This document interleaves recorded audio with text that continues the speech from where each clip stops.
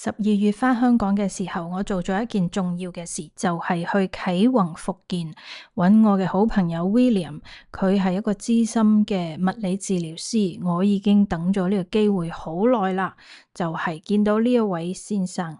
點解要揾佢呢？就因為多年來我都覺得我同埋我嘅囡囡咧都有一啲姿勢嘅問題，有啲痛楚啦，有啲駝背啦，行路嘅姿勢有問題，咁所以今次就衝上去睇下 William 可以俾到啲咩幫助我哋啦。揾咧，其實喺你自然狀態裏面爭咗啲咩？好，對住我眯埋眼再嚟多次，眯埋眼原地踏步，係啦，眯埋眼原地踏步。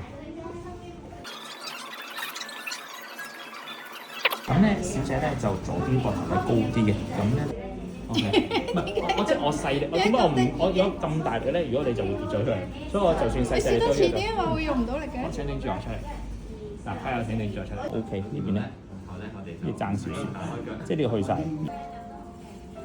少少咁樣。好有趣啊！佢用好多特別嘅手法，我哋從來都唔知道一啲手法咧，去了解咗我哋嘅問題之後，就俾咗一啲建議我哋啦，包括穴位方面啦、姿勢方面啊、運動方面嘅一啲建議，咁我哋都即場試下嘅。來一點點，這個中背要翻平，對，你保持住這個位置，它是訓練你深層的核心。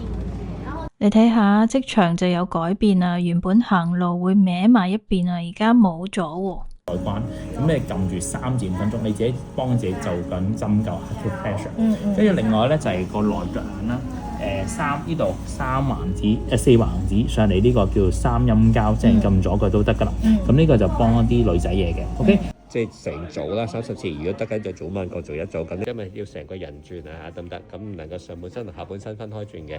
好，咁呢個咧記得10秒為一次，10次為一組，咁至少一日一組。咁呢個就係轉腳嘅動作。今次呢一個物理治療嘅體驗真係又特別又有用，我建議大家都可以去試下。